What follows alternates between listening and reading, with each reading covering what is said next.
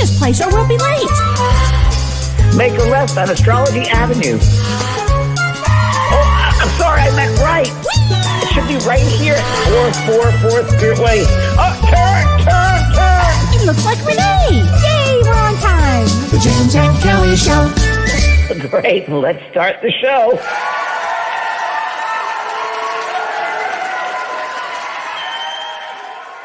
Hello, Kellee. Hi there.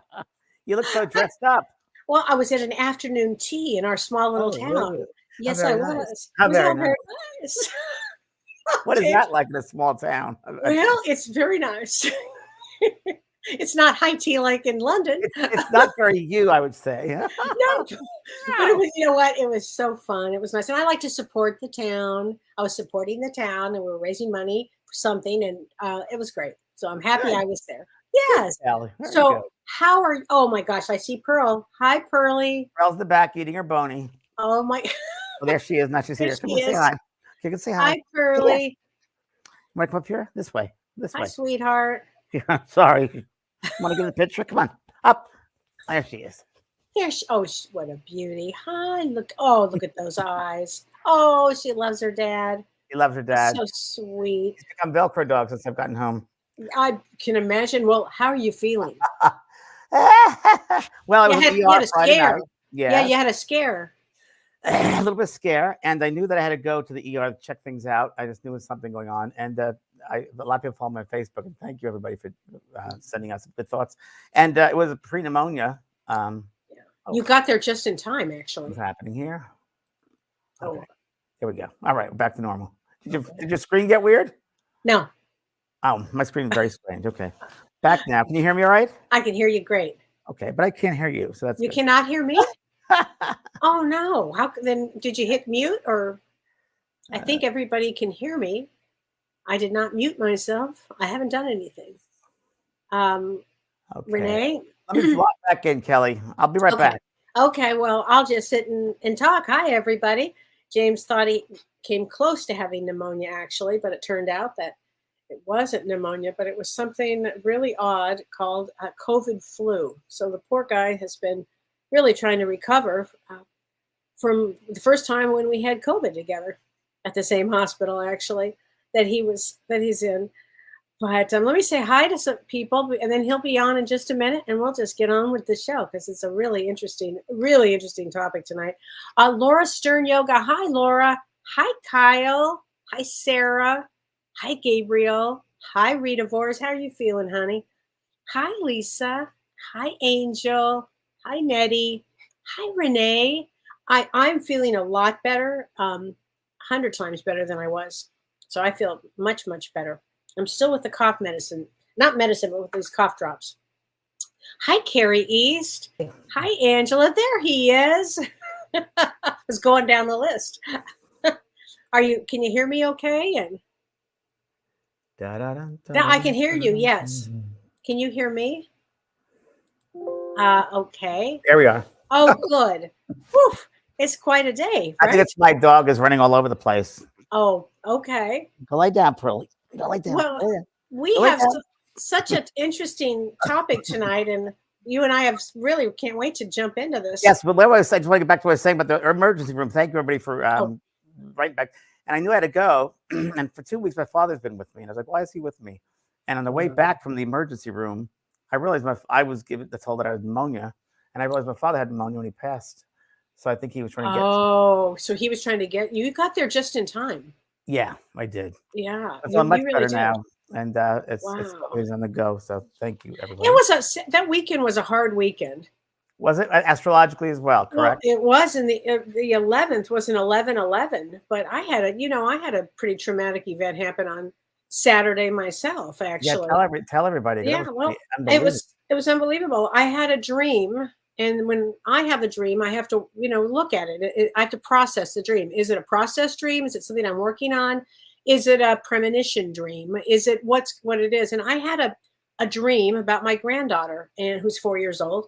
And it was a terrible dream. She was hurt, and it was just an awful, awful dream. And so my mother used to say to me, if you have any dreams like this, tell somebody and write it down So I talked to Dawn for about an hour. I would have called you, but I was afraid you were asleep. I didn't I want to. was. I Yeah. probably was. Oh my gosh. So I talked to Dawn about this dream, and I was really trying to rationally understand why I would have this dream about Lulu. And at 2 in the afternoon, I got a call. Lulu was in the hospital in surgery. She had fallen off a chair, split her tongue all the way in half this way, and had to have surgery. So I clearly picked it up, but spirit doesn't tell you everything. But I was little That was traumatized. traumatic. Yeah, that was traumatic.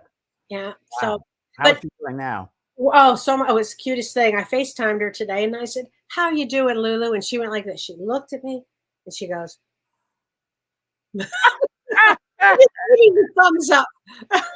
That's great. Cute. Doing so much better. Thank you.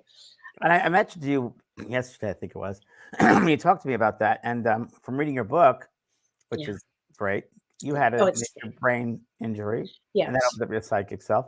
And I was Yes. mentioning that I had head injury when I was 8 years old. Went to That's the side of the right. building, split out the back of my head.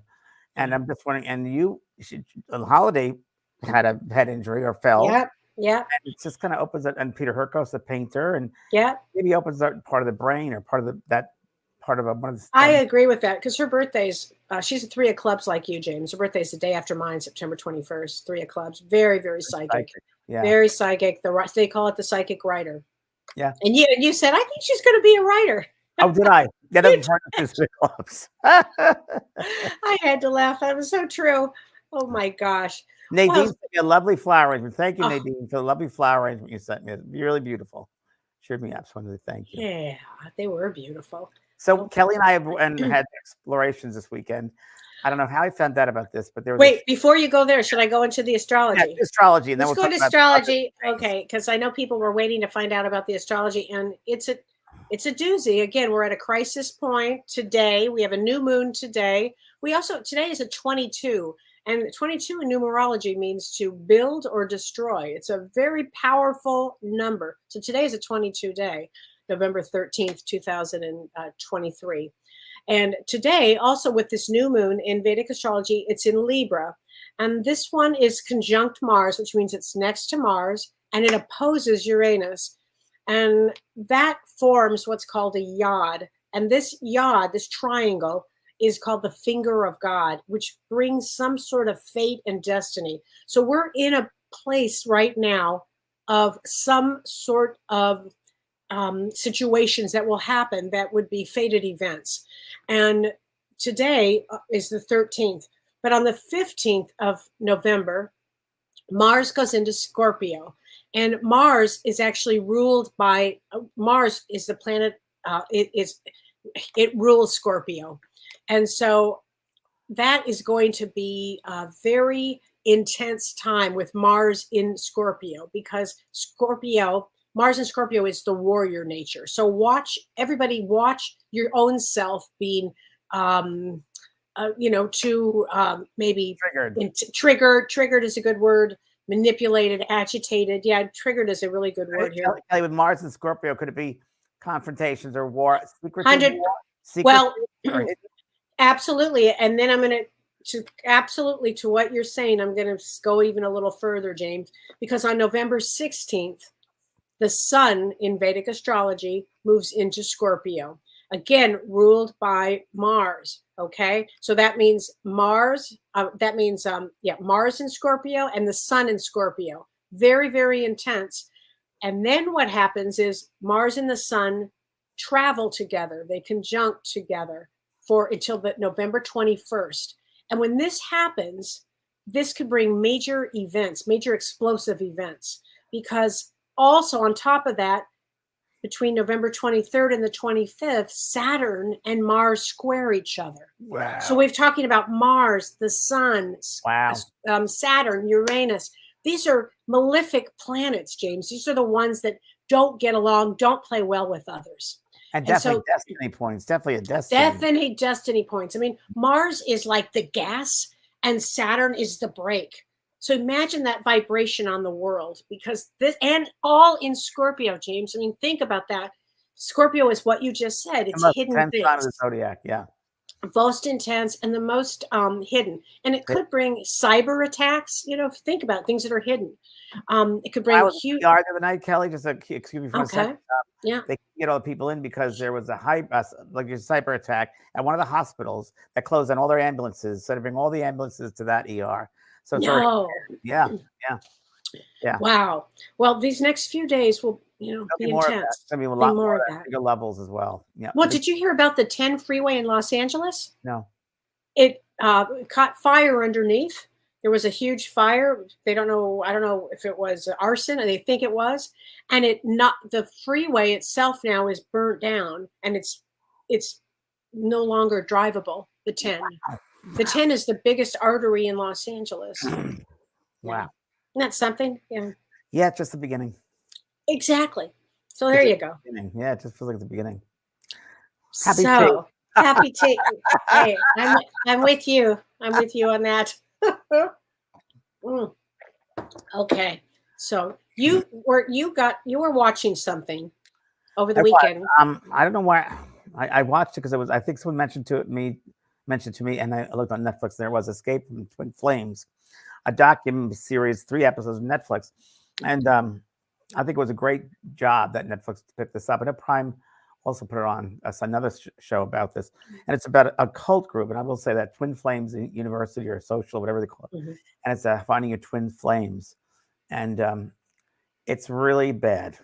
Oh, it's horrible. It's a cult. Really it's bad. Awful.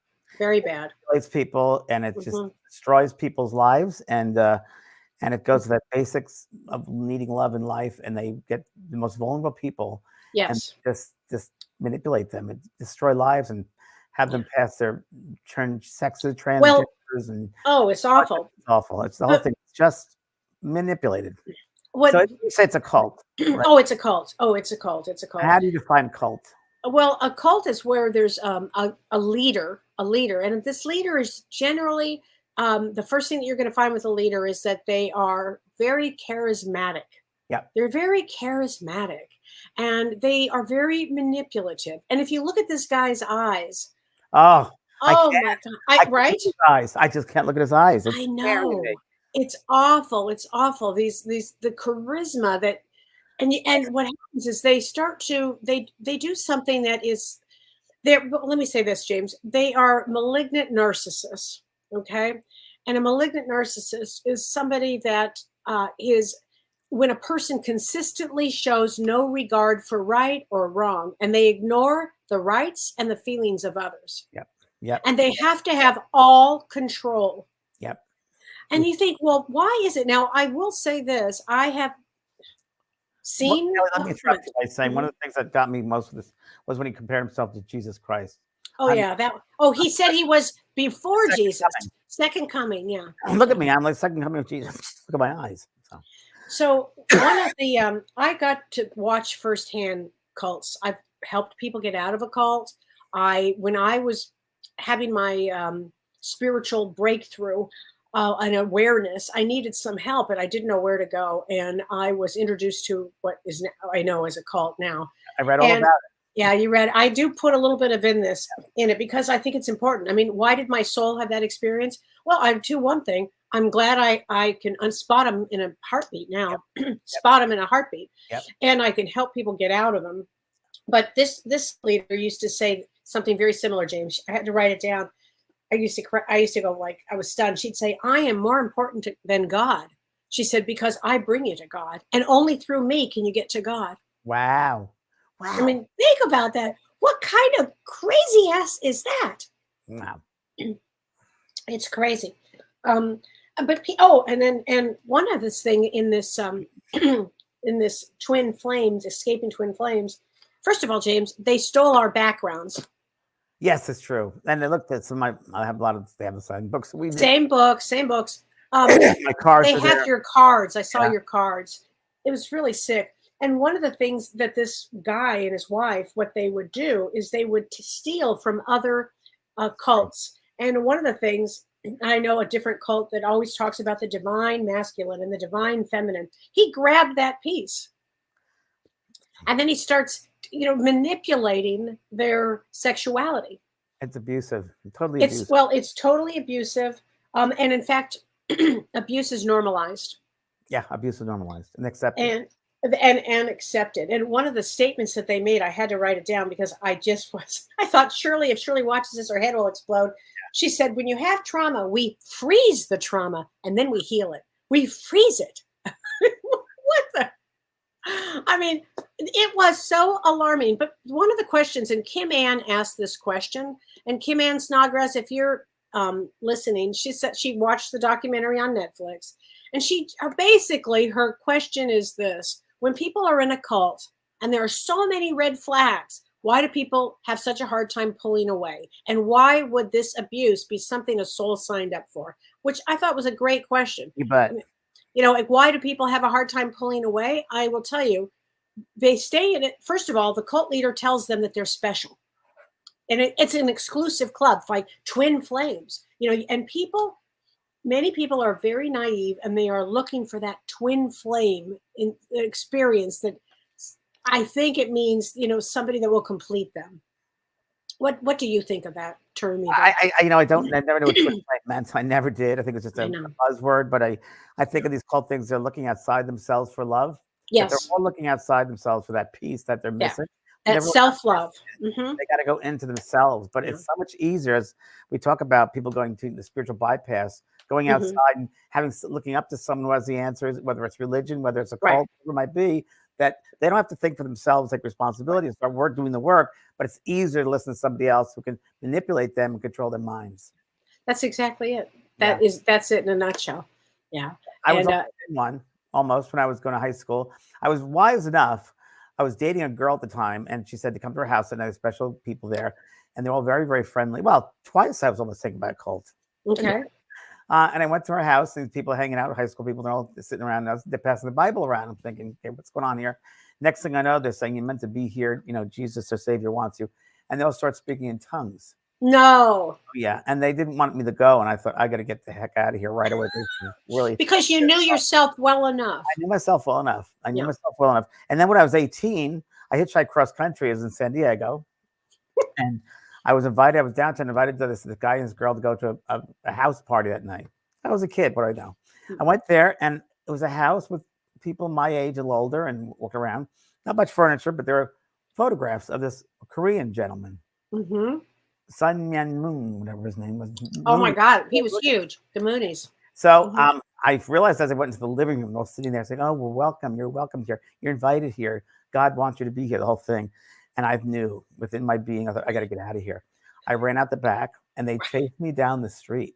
They said, "You're going to hell. We're trying to save your soul." And I was like, "Wow!" So my God.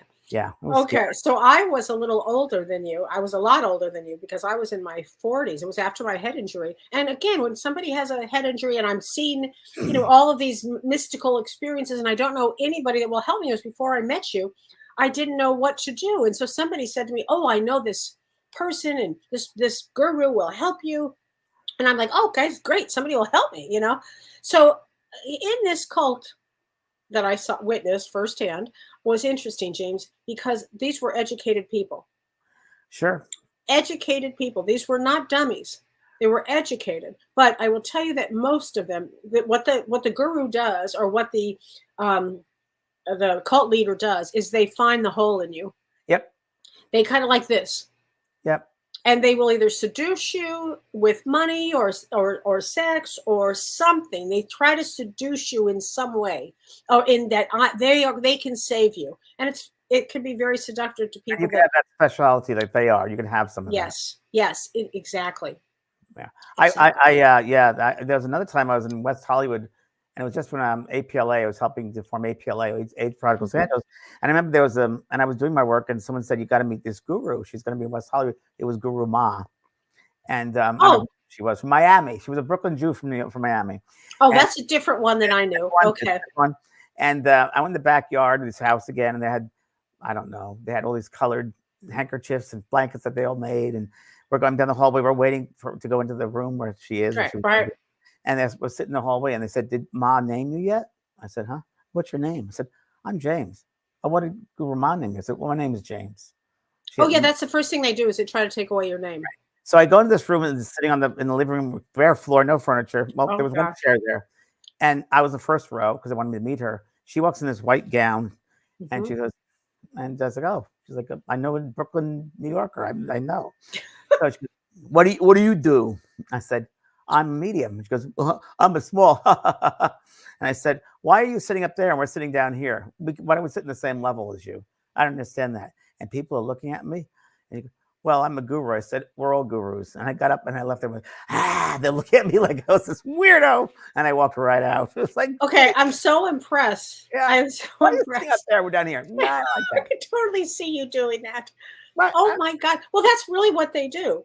yeah. That's what they do. And then every once in a while they'll say your name, and then that will be like, oh my God, they said my name. It's Oh, true.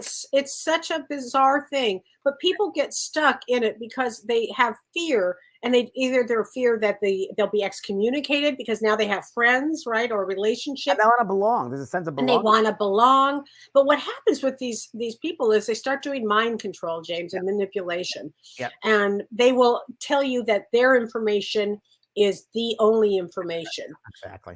and it's they'll indoctrinate you into that kind of thing. And And Julie Monsterman makes a comment here, which I think is great. okay. It's important to focus our minds on positive things and social, and not with low frequency shows, movies, news is much positive. I agree, Julie, and I also agree we should do that, but we also got to be aware. We got to be aware. We can't put our heads in the sand. We got to be aware of these things that are out there, these cults, and actually not get involved in the news, but be aware of what's happening in the news. Oh, absolutely. Oh my God. Smart thing. Absolutely. But check it out. It's a wild Our Jehovah's show. Witness cults. Yeah, I think they're a cult. Yes. I was married to a woman who was in a cult. Ready this one. And when I first met her, she was in a Christian cult. And she came to me, California, and she said, the earthquake, is it an earthquake because I'm leaving this church? And I said, no. And it was all of this really weird way of thinking. And I had to bring her eventually to a deprogramming group, the Jewish Federation League on Wilshire Boulevard, to be Oh yes. deprogrammed. No kidding. Yeah. Yeah. It's a big deal to do that. It's a big deal. And some people just cannot, they want to stay in that mindset. Yeah. It's a tough one. But It's a really hard one. It's really, I just despise this group that they tell people that the divine feminine, divine masculine, and they actually talk people into changing their gender. Oh, this one did. It was unbelievable. It's unbelievable. I mean, it's just unbelievable. They work on those fears and insecurities, and it's just not good. Oh no. Wow. Well, it was. So I think the bottom line is, know thyself and be strong. Be true, and that's what we talk about today. Like in the Yes. how to live your best life, be the best you can, and all of us down to self-love. Make a list of those 10 things, 5 things you love about yourself. Yes. That make you unique than anybody else, and things that you have to offer to the world. And we come in here with a lot of positivity, not negativity when we're born. When we're born, we have all the gifts that are available to us. We just got to seek them out within ourselves. We're not here with a deficit. We're here with an abundance. But many times, because society, maybe we're raised a certain way, we think we're inadequate. We're not. We're fully adequate. But sometimes we have to do the treasure hunt. We got to go in and find those incredible treasures within us. Those gold pieces. Absolutely, we do. And again, the first thing I love to say is be you, and the second commandment is be more you. That's right. Be more you. More you. And be the you that you are here to be. Yeah, Kelly, it gets so simple, but we humans make it complex. Mm-hmm. I often say the analogy that, it's like we're all snowflakes. Each snowflake that falls upon the ground is unique. No two are ever alike. They're all unique. Same with us souls are unique. No souls are alike. We're all cut from the same cloth, but we're a different design. And we have to honor that design. And nobody's better than you. Nobody's less than you. We're all the same. But people can manipulate, and you got to be careful with that. The more you know yourself, the more you can get through anything. Right. Well, just like you knew. I mean, you knew when you walked in. I knew. Honestly, I was looking for somebody to help me with these gifts. I did not know what to do. And then once I realized, and I did realize, oh, this is a situation here, and I left. Yeah, I know from being raised Catholic when I went to school, a church as a little boy. I loved all the pageantry. I love the costumes. I love the incense. I love the music. The ceremonial part, and I still do. Right. And I think it's great. And the ritual, love the ritual. But the control part didn't quite get, drinking the blood, eating the body of someone. Are we cannibals? I don't get that. I write about that in my book because It's just I don't get it. It's all symbolic, but no, the 7-year-old knows that or 8-year-old knows that. Hmm. It's interesting. I think, yeah, all the religion for me is just love. That's all there is. It keeps it simple. You know. Absolutely. Jennifer Agnes says the more you know yourself, the less you can get manipulated. That's very true. Yes, very much Yeah. so. Mm, Robin very Bernard true. from New York City, one interesting cults in the 70s. Me too. NYC was Oh, Frederick Frederick Lenz. Lenz. Yeah, Yes, yes, you're right. very true. Seven Oh, Day Master Adventist, the Rama is very Bible. Yes. true. I was at the dog, excuse me, at the dog park about a year ago. And these two young men were, I guess, about 20, 21, in front of the dog park entrance in the uniform, shirt and tie. Hmm. And I don't know if Seventh Day Adventists or Mormons. I didn't know what they were. And they said, as they left, "Have you find Christ?" And I said, "Excuse me?" I said, "This is a dog park, not a dogma park." You know, I couldn't help myself. I just couldn't help myself. So I said, I talk about love, power, and you can't change their mind. But I just believe in the little seeds, like dropping little seeds here and Yeah. there. And eventually I talked to them, and then they left them, been back since. That's been over a year ago. So, hey, what the heck? Oh my gosh, I wish that's they would think funny. for themselves. People need to Yeah. think for themselves. That's really what it's about. Well, they do. They do.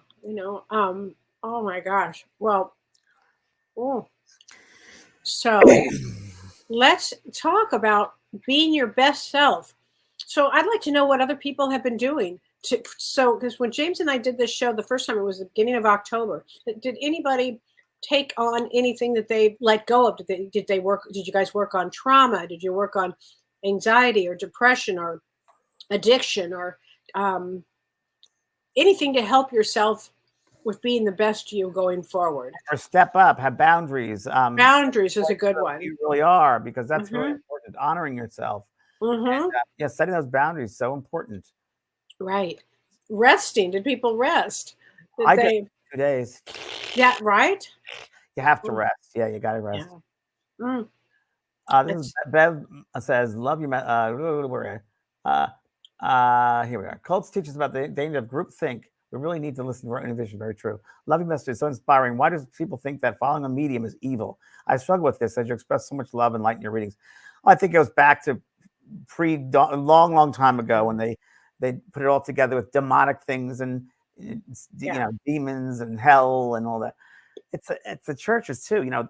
I can say this: the Catholic Church, in the libraries in the Vatican, they have all this beautiful texts, many thousands, hundreds of thousands of books written about esoteric studies and all the Mm, rituals, and it gives humans the magic back. It mhm. doesn't hold it back. It gives them the rituals, the sacraments, and anointing the body was also a Wow. very much an old Celtic ritual, Mhm. and working with the seasons and so forth. And the church took it apart. They didn't want anybody to know the real things because they would have the freedom, they would have the power. They wanted to take the power away so they could control the Mm. power and not let people do it for themselves. They wouldn't have a church. Wow. Wow. Yeah. They It's have all the amazing. ritualistic stuff. They had mediums, they call mediums, they have seers, all different types of things. And they're very into it, but it's just that it's against the religion. They want to own that power, keep that power. And to give away the power and let people know that they can see spirit, everybody can see spirit if they work at that, or there's some people that are mediums in betweens, then they wouldn't need the church, would they? No, exactly. Exactly. So this is great, James. A lot of people listen to this. Peggy Clancy Everham says she's doing shadow work. Good Great. for you, Peggy. That's great. Susie Everett says, I let go of toxic family and people who tell me I can't do something. Bravo, Susie. For you. That's really great. Gwendolyn says she's letting go of certain relationships. Good Very good. for you. Judy Legacy says she's been sleeping a lot. Well, if that's important, that's great. Eric says nothing's working for me in therapy at the moment. But you know what, Eric? What I always found when something's not working in therapy at the moment, there's always a breakthrough. So just let it percolate. And be with Okay. Or yourself. you're in therapy at the moment. I'm glad that that's great. It's a great place to be. And remember, there's no audience, there's no show, right? Or there's no show, there's no audience, whatever I say, Yeah. right? Right, right. So Kamakani is working on trauma, anxiety, boundaries, addiction to marijuana. That's great. That's great that you're working on all of that. Good. Okay, so shadow work is when you are working with everybody's got a shadow side. Everybody has a shadow side. Okay, a shadow side could be an addiction. It could be passive aggressiveness. It could be something that a mean streak. It could be everybody's got a shadow side. Everybody, Everybody. politics, Everybody. it's big Oh time. my gosh. I mean, in therapy, you always want to look at your shadow. So when you do shadow work, you're really allowing yourself to see, what part of you needs some work, some light shed on it, actually. Like you may not even know you're passive aggressive. You know what I mean? Some people are so unconscious, they don't know what they're doing. And so shadow work really does help to expand that. And Didn't a your great friend book, did that, didn't yes, she? indeed. Debbie Ford wrote a book Yeah. about shadow work. Hmm. Light Chasers. And so look up Debbie Yeah. Ford. Good She friend of was mine. famous for it, She's for famous. She shadow wrote work. about the shadow work. Hmm. And yeah, she read some very, very wonderful books on it. And that's, to me, the top person. I would do workshops with her. And the other room in the hotel, she'd be screaming. I'm like, Debbie, why are you screaming up there? Well, they're yelling out their shadow selves. I said, well, you're taking on their shadow selves. So, but she'd have them actually combat their shadow and scream it and let it out. And it's kind of a, screaming Yeah. therapy, I guess you'd say. But she Can really, be. yeah, she's one of the first authors ever to write about shadow work. So Mhm. Debbie Ford, yep, good girl. That's good. Shannon But says, I really don't like that side of me. I'm trying to change her. Well, you got to honor that side of you too, Shannon. So you're learning a lot. What are absolutely. you learning from that side of you? So it's all Mhm. about, it's not about judging one or the other. No. It's what are you learning from it? It's all about learning. It's not judging. It's Right. learning. So what am I learning about this? And Right. Kelly, you wrote something here that you sent to me too, which is PTSD. If people are in grief and or suicidal, symptoms of PTSD, which I think is really good. Flashbacks, physical sensations of pain, sweating, Mhm. angry, low self-esteem, self-critical, addiction. I think anything too extreme in one's life is not good. I Yeah. think there would be a moderation and balance, no matter what it is. Even beating ourselves up, don't do that. No people outside to do it for you. We're here. Pat yourselves on the back for making it here. It's a hard school when you're here. I love that you just said that. It's, Hmm. I forget That that. just, yeah. People do forget that And because they don't get so involved in the moment of whatever it is. But again, if everybody can really look at their soul, as you guys have all gone through a lot. Everybody's gone through a lot on Earth. Gosh, I mean, just the fact, James, that you could name like 5 or 6 experiences of being even with in a cult. I yeah. mean, think about that. Like we've all had these experiences. I love Different Miranda right types. there. She said, if we as human beings are naturally born with ESP, which we are, if Hmm. we acknowledge and respect it, this is true. Like if you were born with blonde hair or brown eyes or brown or white skin, you are who you are. Very true, Miranda. But unfortunately, what governs the world, they don't want people to have that sixth sense. They want people to have the inner knowledge because they wouldn't need a lot of those things that the world is giving them and products and to get better whatever. We wouldn't need that. I don't know. Maybe the pharmaceutical companies would go down too. This is a good question from Bonnie Russell. She says, I need to learn how to set boundaries and not come across as being mean. Oh, let me tell you something about appearing mean when you set a boundary. Good for you, because it really does set the boundary. And then you get to a point where you can say, you don't have to go to that place. You can just say, no, no, no, Yeah, thank you. No. Kelly and I both did it. I did it Mhm. with someone from my family. I did it, and I said, no, Oh, you do not behave like that anymore. And then called me egotistical and you're crazy. Like, no, that's fine. You can think that way, but that's not who I am. That's their own stuff they have to work on. yeah. And you shouldn't be pulled down by another person's stuff. Oh, What they God. think of you is their business, and what other people think of you is none of your business. And you have to set boundaries because if they don't Mhm. honor you and respect you, bye bye. But don't you think, though, James, that that's part of the human condition is when you come to Earth, you have to learn to set a boundary? 100%. In order to grow and expand and get more involved with who you really are and honor Yes. yourself, you got to honor your energy, who you are. You got to let the world know this is who I am. And you get to have me if you support me and love me and we love each other. And that's if you don't and you abuse me, bye bye. You don't get to have me. And that's for everybody. I mean, that's Mhm. everybody. Don't be so we can't be so open that we need love and we just want it so badly. First, you have to love yourself. You got to have the relationship Mhm. first. If you don't love yourself, you can't love anybody else because it won't be genuine. Absolutely. My Mhm. theory on when babies come in and the first thing they start to say is no, I swear, I think it's because on the other side, as they're coming in, the last thing they hear is, don't forget, set boundaries, say no. Okay. And they come out and the first thing they say is no, No. no, no. I think that's it. Um, Oh my gosh. Life Before Life is a great book. Then we talk Yes. about the soul's planning coming down here, and so many of us. I really didn't want to come down. I didn't want to. I knew I had to, but I didn't really want to. Oh my gosh, it's so true. Angie Tulliver says, I've worked quite a lot on my spirituality. Good for you. Being able to hold strong with what I know in my heart to be true. And that's the whole key. If you know in your heart that it's right for you, then it's right for you. And that's the thing, the difference in these cults, James. These cults, they will force their ideas on you. They don't ever say, if it doesn't fit you, let it go. They don't do that. They just kind of force it on you. Yeah, I understand that one. Oh, yeah. When you just make boundary work, you decide not going to go a certain way, but you be supportive of someone if they're not honoring you, whatever it might be. I guarantee you, I don't know, for me, it worked within a month. I felt this new road, and I felt freedom. I felt that scene in The Wizard of Oz when they go and they finally see the color, Dorothy and the Tin Man and the Lion and the Scarecrow are going the road, and there's Oz in the distance with the sunflowers. That's the feeling I always get. Like, wow, there's a freedom, there's a newness there, and that it's like almost like I'm honoring who I am, and it's like my higher self is thanking me. This is the right path for you. Don't get caught up in other people's stuff. Yes, stuff. That's it. And that doesn't define you. You define yourself. They don't define you. You define yourself. Even families. We're all different. Even though we belong to one family unit, we're all individuals within that unit. And some like you and I both feel like we don't even belong to these families. Oh my God. I don't know how this happened. Wow. How'd that happen? Wow. Okay. So Debbie Duncan says, I need to work on boundaries. Thanks for the suggestion. I am asked for help constantly. I need my own time. Say no. Say no. Say no. Really, first, you should say no. Yeah. And you're going to think of you. Say no. Say, that doesn't work. Say, you can say nice way. You don't have to be angry or nasty. Whatever people think of you, just be kind. Say, yeah, it's not going to work for me. That doesn't feel right for me. Sorry, I just can't do that. It doesn't feel right for me. And if they don't understand it, they might not, because they're used to using you a certain way or you reacting a certain way, and they're used to that behavior. And if you change it up 180, they'll be like, huh? But that's going to be the reaction. But that's their stuff, not yours. And move along. So true. And move along. You're teaching them. You are actually teaching them about setting boundaries, because they might come back to you, say, "What? How did you do that?" Or "What? Wow, I respect you." It's very true. Very true. It's a way of teaching.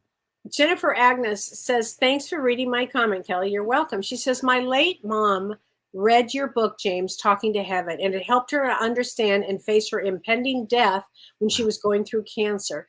She said, my little sister in Nazareth, Pennsylvania, was starstruck when she met you, and you signed her book, James. She said, your podcast, What Happens When We Die, helped us to cope with our father's death in October of 22. Thank you for sharing your gifts. Wow. That's great. Wow. Thank you. Yeah. Thank you. You never know how lives are touched. No, you never know. I can't wait for your book to come out. We're going to get it published now, but your book is incredible. And thank you. A lot of people. I get a lot of information in it, right? There's a lot of information. I mean, it's really funny. Several lifetimes in one. I mean, really. It feels that way. It feels like, yeah. It does. Like, Kelly did all this. Wow. But I really, what? From the bottom of my heart, James, thank you. I mean, you encouraged me, you helped me, you brought everything out in me, and I really appreciated it so much. Work. Yeah, it's important, Kelly. And what I love about it, it's so down to earth, which I love because of the Virgo part. But people can relate to it. And as I'm turning the page, reading, I'm like, no way, no, what? And if I didn't know you, I would think this is pure BS. But I'm like, no, I know Kelly. Yeah. But it's an amazing experience. It's an amazing experience that you had, and it made you who you are today. It really did. I mean, I think every one of those experiences were very important, including in the cult, including that. You're a great teacher, a great therapist. Oh, you really did. I've seen so much as you've seen so much. I think that's why experiences, Kelly, around us out, right? Have to have it. And in order to do this work spiritually, you need these experiences. Yeah. You have to understand what grief is. You really do have to, especially as a medium, don't you think? I mean, it's so important. 100%. That's when I was a little kid. All my relatives died. It was amazing. Oh my! When you were young, Irish wakes. Oh yeah, 7, 8, 9, 10. Like so many Irish wakes. I'd see the dead person standing next to the casket. Like, why are they crying? She's standing right there. Oh my gosh! I'll never forget a wonderful lady in my lifetime who I met when I was doing private readings in LA. She was a little lady named Magda Best, little Hungarian woman, Yeah. 4'2", whatever. And she was a metaphysician for 30 years. She taught metaphysics. Wow. And she'd gone with me then to Brazil and did ayahuasca with me. And she was 82. And I was like, she was incredible. So one day, and she really, her husband was, he had the Samsonite luggage. He was the one who created Samsonite luggage, had the patent. Oh, Samsonite wow. luggage, one of many. So he was one of the first houses at Topanga Canyon, the very top in Malibu, the first house up there before it became Malibu. And we used to go there and see the clouds underneath. And she said, "It's great, James. We're like the birds." I said, "Yes." So she would tell me about her background as a therapist when we first started. And we talked about everything, mind-altering drugs and so forth. And when I was in the 60s, I was a therapist for these people. And they were acid, and they took too much acid.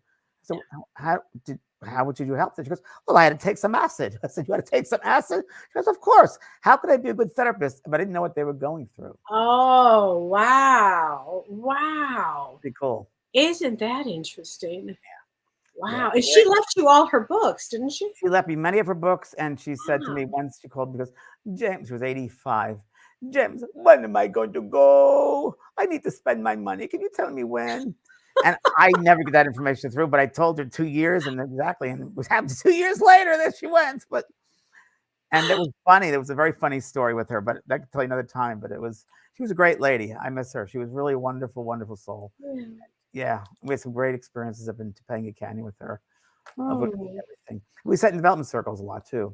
We used to have phenomena happen all the time. Yeah, she was great. Wow. Wow. What an experience. Yeah. Lana Fletcher says, "I'm working on PTSD from an accident." That's fantastic. "Accepting and working on lifestyle changes to bring positive changes to my life." That's fantastic, Lana. And for people that need certain type of therapy for PTSD or for trauma, there's a great one called somatic therapy, somatic healing. And there's a great website called traumahealing.org, traumahealing.org, for people that have had, it's trauma that gets stuck in the body. So it's a great therapy. It's great, Lana. That's great that you're doing that. Debbie Duncan says, "I found out about you, James, when I was working in my library. A patron named Dusty came in and told me all about you. We then made sure we had all your books in the library. This is San Diego County." Thank you, Debbie. Thank you very much. Now I live in San Diego, so thank you. I appreciate that. Wow. So sweet. And James, Life After Loss, a 6-year widow. I am so grateful for your energy meditation of green and white light. Oh, thank you, sweetheart. Life After Loss, great one. I love that. Yeah. Yes, because they're subtle. Yes, they're subtle. Use mind control. That's why it's so important to set boundaries. Have no fear. Yeah. Very true. Very subtle. Very subtle. And the next thing you know, it's unbelievable. Kelly, you're right about the boundary work, and you talk about the resiliency. We all have to have resiliency. We cannot just let it go. It's going to be part of our makeup. It's going to be part of our layer of who we are. Resilient, setting that boundary, honoring that part of yourself, and keep it there. Not to be walking around with the armor around you, but be mindful of the energy and people around you. And it's very interesting. People can be very clever, like the wolf in Little Red Riding. Yeah, right. And very clever. And very, what's the word, appealing, like you say, it's charismatic, and all different ways, and they do it in such subtle ways sometimes. And so controlling, it's so manipulative. And when they try to dummy down people. Yeah, smooth operators. Smooth operators. I heard a great word that I just think is, I've been saying this all day, and I have to say this. I've been watching The Golden Bachelor. I'm sorry, I can't help it. Golden Bachelor. I love The Golden Bachelor. Oh my God. Okay. Like the Bachelor and Bachelorette shows on TV. Okay. Well, they have the golden one. The golden one is for our age, James. And it's just an I love this story. I love it. Anyway, this one woman didn't get chosen, and her heart was broken. And she said, "That's okay." She said, I love this word. She goes, "I'm a bouncer backer." And that reminded me of the resilience. I'm a bouncer backer. And then there are people that can really bounce back from things, and then people with great resilience. Resilience is everything. And on earth, you need resilience. Yeah. Yes, you're going to get knocked down. James and I have both been pummeled down. Kelly told I've been walloped past 2 months. You have been walloped. Okay, Friday at the hospital, I'm like, "Oh my God, honey, you've been walloped." You didn't even remember talking to me. I'm like, "You've been walloped." But I did remember when they put me in a wheelchair, I thought of you. "Oh, lady, would you like, I'd like to put you in a wheelchair." I'm like, "A wheelchair?" Okay. I did this at the airport with Kelly. Okay, that's right. There was one wheelchair. James got the wheelchair. You were so sick. We were so sick. I didn't remember the wheelchair thing. That was something We were else. just sitting there waiting to go to the airport, and then one of the guys, would you like us to take you to the gate? Yeah, okay. We'll Yeah. check in. You're Okay. so sick. Oh my God. Yes, Pearl Strand says no is a complete sentence. I've always loved that line. What is it? Yes. No is a complete sentence when you say Love that. no. So Frank Sanchez says, greetings. I'm facing the issues of limerence. I'm not sure what limerence is, and codependency and how to work around them. I could finally say hello to myself. Codependency is a huge one to work on. And that really that Melody Beattie wrote a great book on codependent no more. And if you would like to learn anything about codependence, or if you feel your codependence, read her book, Melody Beattie. Really great book, Codependent No More. Yep. Love it. Yeah, Trampoline. Definitely, resilience of trampoline. Like this weekend, I was like deathly ill. Like trampoline. Yeah. Life feels Yes. like Tanette Calderon says, I'm working on trying them to understand where I'm coming from. Do other mediums have this type of problem? Oh, it says some people, like my children, think I come across as telling them what to do, and I think of it as me relaying to them what I know or I've had experience that I've worked with. So I think, Tanette, delivery is everything. How you say something, know your audience. You can't force anything on anybody. No. Don't force it because it'll become off the wrong way. Please. Present it Yeah. softly. Don't force it. Yeah. It shows that you're not willing to learn, and you are willing to learn. But if you're forcing them, it shows that you're tied up in your way of thinking, and that's it. And you don't want that. Yeah, no, because that's no way to work, actually. I love this question. Isabel Shason says, I feel guilty when I set boundaries. How do I release the guilty part? Wow. Start loving yourself more. Why do you feel guilty? What are you hoping someone else will tell you that you can't tell yourself? It's always looking outside ourselves for that validation, when really we have to validate ourselves and be the best you can be. Be everything you can. Life is short. And also, Isabel, it's going to feel very uncomfortable at first. Mm-hmm. Okay. So it feels uncomfortable. You still do it. Exactly. You got to get through the rough part. Yes. Feeling, Yeah. Yes. It's the truth. Focus on who you want to be. Play up your strengths and be proud. What makes you different? You are brilliant. That's true. I went to go see a psychic when I was 18, 19. She said in this reading, she said, wow, I got to tell you something about you. I said, what is it? She said, you're not like anybody I've ever met before. I said, really? She said, you have a lot of different abilities. There should be a school for people like you that have all different abilities, and music and art and writing and this and that. And I said, yeah, I can do all those things. She goes, there should be a school for people like you. And it's, we all have talents, and we never should listen to anybody else about our talent. We know within ourselves what our talents are. But then you created a school. I did create a school. I remember when you did this school. I mean, now tell us what's going on in the school now. Right now. A lot of people wanted mediumship too. Again, we closed it last week, but a lot more people wanted. So we opened it up to this Wednesday, and it's on sale now, Mediumship 2. And it's a good 6-month program at least. Might do a physical one at the end, have a finale. I'm thinking about that. And it's a great middle ground mediumship lesson 2. So it goes on 60 courses, and good. It's excellent. So that'll be till Wednesday if you want to go on there. Okay, and people would have had to take Mediumship 1. They would have had to, or they had mediumship experiences. You'll on there it says what you should have already been to, what level they should be at in order to take Mediumship 2. If you don't have that background, then you shouldn't take it. So it lists there what you should have the background of. Hugo Fiore says, James, gift or responsibility? I think responsibility, no matter what. I never look at I don't look at it as a gift. I never looked at my abilities. I was just watching a thing on Barbara Streisand. She came out with a new book about herself. Yeah. Right. And she was on Sunday morning, and I was just looking at that. And I like her. There's a part of her I like and a part I don't like, which is fine. I was not going to do a reading. She wanted a reading. I said, no. I said, no. Your manager goes, why? I said, no, because she wanted to control the entire reading. And that's not what this is about. I love her work and love her talent. But she said something very interesting. She goes, I don't see myself as anything special. I just see myself from Barbara and from Brooklyn, which I love that. Just very down to earth. I just love that. And I've never felt anything special about the ability. She had a really rough childhood with her mother. Father died or left when she was new, like very young. Like 18 months old or something. Something like that. And then the mother was just horrible. Just awful. There was nothing. So this poor gal had to really stand up and do everything on her own for herself. I think she says at 8 years old, she took herself to the dentist. Yeah. It was something so insane. You met her before. No. I know people that know her. I know her. Yeah, I know a lot of I people. always had to be on another. You Yeah, understand that. I was invited to a place and I turned it down and said no. And Yeah.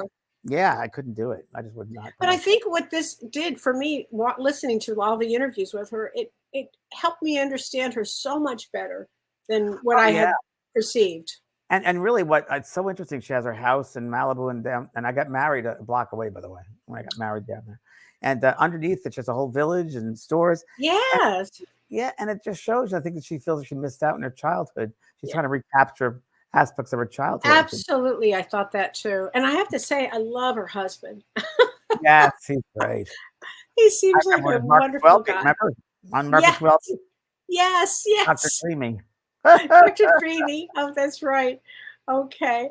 I love that. That's so funny. Um, oh gosh. Tracy Shank says, I really needed this conversation tonight. My daughter is a narcissist and it's been a painful relationship. She's been homeless and I have been doing the best to help her. It's really hard, Tracy. It's a Make hard sure one. you're taking care of yourself. That is a big one. Read everything you can on narcissism.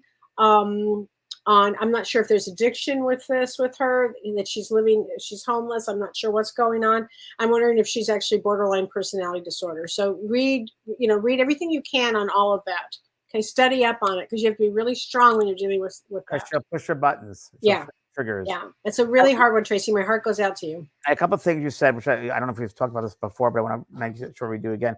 Observe yourself. To work out what the best you look like, you must know who you are. It's your best life after all, not anybody else's. Start to notice how you respond to various situations. What are your habits? What makes you happy? What frustrates you? How do you behave under pressure? What gives you energy? What drains you?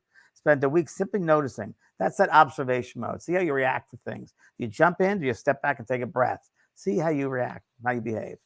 Oh, I love that. Identify your bad habits. As part of your observation, start to notice your bad habits. Consider things that don't ultimately. So why do we live a life we don't want to feel good at? We want to feel good about everything. You don't have to engage yourself in things that don't make you feel good. Engage in positive things. That last glass of wine was delicious, but you pay the price later. Right. Yeah. The chocolate was enjoyable at the moment, but how does the sugar make you feel? Observe yourself first, then start to deliberately do more of the things that make you happy and give you energy. Another one, we talk about visualize living your best life. I love that. Love it. Visualization help you to cement your intentions. It involves visualizing how it would feel to live your best life once you achieve it. I think I mentioned this last time when I was first coming to LA. I went on a Greyhound bus to Santa Barbara and I sat on the beach. And this is before I knew anyone here. I wrote down 10 items I want in my life. And I have that journal still. And every one of those 10 items I got. One was writing, one was a television show. I don't know. I would help people. It was all there. Wasn't it one of them a house on the beach? A house, the beach. Yeah. Yep. A dog. Great. Dogs. Nice relationships. I had too. Right. Yeah, it was good. And I said, I just want to be not a leader, but I want to help people in a large way. And that was interesting. Well, you've done that. Yeah. And you continue to do that. Yeah. Well, I just got to be me. Got to be you. I got to be you. Dare to try. It's true. It's funny. True. I gave up Broadway singing to do this work, so. But I do sing in my truck, and I sing to Pearl. Do you? And I know that Pearl loves it. I do. Now, this is a good one also. Take responsibility for taking action. Taking action can feel scary. We fear failure, but we can also fear success. It can be easy to feel too busy to achieve your intentions. However, once you have the choice to take action and live your best life or stay the same, it's up to you. So take responsibility to take action. Go for it. Life is short. Just jump in the deep end. And pace yourself too. I talk about this today in soul care, with mediumship students and so forth. When you get something, pace yourself. Don't fully go for the end, but just pace yourself. Nice, moderation. Things that we've learned. That's a good one. Moderation and pacing yourself. Yeah. That's very true. Celtic Seer, new moon in Scorpio today. Yes. Deep new starts. Thank you both. That is true. So in a new moon, we can begin things. Actually, it's not in Scorpio. It's in Libra, the way I do it in Vedic astrology, which makes this a dark moon. And the problem with that is it's not the greatest day to start something new because it's this dark moon. But new moons traditionally are really good for that. Or writing some paranormal TV shows are probably really now that would be a great thing right now. Okay, right now.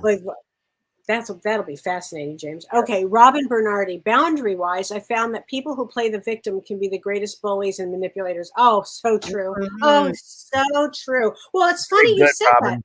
because in this program, remember, in this documentary that we're talking about, this one woman who is definitely abused, turns out she becomes an abuser. Yeah. And when she becomes an abuser, but at the end, That's you the see wife, her. right? The wife? No, not the wife is horrible. The wife Wife. is horrible. That was one of the people that becomes one of the teachers yeah. of this group. The And then blonde, she feels such guilt for it and says, nose I mean, ring, she the has, blonde girl. yeah, she has such guilt and empathy, and she's so sorry. I mean, she's not a sociopath. She got put into a horrible situation, but she got out of it. Yeah. But what about the one whose son became a girl, and Okay. the poor mother? And that really isn't. It's just weird. It's Transgender. There's a great doctor on it. The transgender doctor. Loved him. Yeah, he's great. He's great Yeah. how he handles those questions, and he really good way of looking at it. Yeah. It's great. It's so good. Michelle King says, read The Myth of Normal, which is a great book by Dr. Gabor Mate. Never heard. That's great. The Myth of Normal. It's so true. Here's another one, Kelly. Be prepared to change the plan. You may have set intentions to live your best life. Yeah. However, life is not linear. We know Right. that. You get walloped. You get walloped. Does it work in lists? You must expect to be flexible and change the plan as life throws things at you. Yes. Which is, by the way, with the planets the way they are right now, that is the one thing that everybody can do. Be as flexible as you can. And in life, it's true, don't you think? Oh, Be totally. flexible. Yeah. You know, things change constantly. And the way the world is right now, it's faster even. Yeah, as the Buddhists say, you can't push the river. Just let it flow. I always have loved that. You can't push the river, let it flow. And the trampoline effect. That's a great title for a book. The trampoline effect. Go in the trampoline, up and down, up and down. Right? Because that's what life is going to be, up and down. So the trampoline. Well, okay, we'll get through this a little bit more. I used to do that when I was a little kid. I used to bounce up and down. Oh, yeah, me too. And because it seemed the most normal thing to stabilize. It's weird. No, to stabilize. Me too. Because what are those? Were they druids? What were the ones that whirling dervishes? The dervishes. Whirling dervish. I know I was a dervish. You had to, but we were probably dervishes together because I loved that whole spinning thing. Their dances without knowing them. I did do them. God, that's so. We're definitely from that same place. I mean, but that stabilizes them when you do that. Right. It's so important. Says, yeah. Nadine says being in the moment is so important. Yes, it is, Nadine. It is. Christopher Wakefield says, what are narcissistic family systems supposed to teach us? Boundaries and loving ourselves. Boundaries and loving ourselves. Yeah. Very big one. This goes right to what we were just talking about. Learn to flow. One of the most powerful ways to connect with your true self and experience positive emotions is through flow. Flow is like mindfulness in action. Flow is when we are so engrossed in what we are doing that we get into a zone and stop thinking about anything else. We experience this when playing an instrument, playing a sport, creating artwork, writing an essay, reading a book, etc. Being in the flow increases our happiness, helps us reach optimal performance, and boosts our creativity. Perfect. Okay, so James, do you know who we have on next week? Who do you have on next week? We have on, let me see if I can find it. I have it here. I wrote it down. Okay, please everybody join us next week, James. We have Debbie Lynn Grace, transformational leader and publisher of Sensitive Living magazine, where you were going to be on the cover. That's right. That's right. That's next week. She's going to be on our show next week. Yeah, she's great. Yeah, and when does her magazine come out? Is it next week or this fall copy? I think it is. Okay. I don't think very soon. Very exciting. Very exciting. Doing, Bill Maher show, Real Time with Bill Maher. Wait a minute. Who is? You are? I am. When? I don't know, but I will be doing it soon. I want to do a show, and I know him, and I'm going to call up the producers and just say, I need to get on that show. Okay. Because, I'm writing a new book, so it's all about, I'm not going to have it on the book, but I just want to go and see him. I've known for years. And I think you'd be so. Have you been on that show? I was on Politically Incorrect 3 or 4 times. Oh my god! And once I was on a crazy actress who was a Shannon, whatever her name was, Doherty. No, which one? Photographer girl, actress. Oh. Was it Shannon Donnelly? Maybe. She was crazy. All I know is she had a little situation there, and and there was another with a Bible thumper next to me. Great. Interesting. Bill's great. Bill was very good. I like him. He has a new, I guess he's had it for a year now. It's his basement. He has Yeah, I just saw it the other day. I've seen that. It's pretty funny, but I watch him every Friday night. Yeah, I like his way of thinking. Yeah. He had Fran Lebowitz on the other night. It was like watching that. It was very interesting. Fran Oh, Lebowitz. fun. Like one Fran. Yeah, she's interesting. Yeah, very For interesting. sure. Wow, I'd love to see you on that show. Yeah, Okay. Bill podcast. That's it. Great. Well, all right, everybody. So, James, you and I will be together next Monday night. Indeed, at Thursday you have an event, Kelly. I have my show Thursday, and you have your. I have a bunch of stuff this week, so I'll do mediumship workshops and I'm. And your animal communication class is Tuesday and Thursday, and then December 1st is the eating of spirit messages, and a lot of people that couldn't make it this past time that I couldn't make because I had a chance because so you're doing that this Friday, December 1st. Oh, December 1st. Okay. Wow, that's a lot. Okay. All right, everybody. Well, thank you, James. Thanks, everybody. Take care, everybody. Okay, bye-bye, everyone. You've been listening to Both Sides Now and Beyond, featuring spiritual medium and master teacher James Van Praagh and spiritual medium and psychotherapist Kellee White. That was great. Maybe we changed some lives. And maybe opened up some minds. Which way do I turn? Right. I mean left. The James and Kellee Show.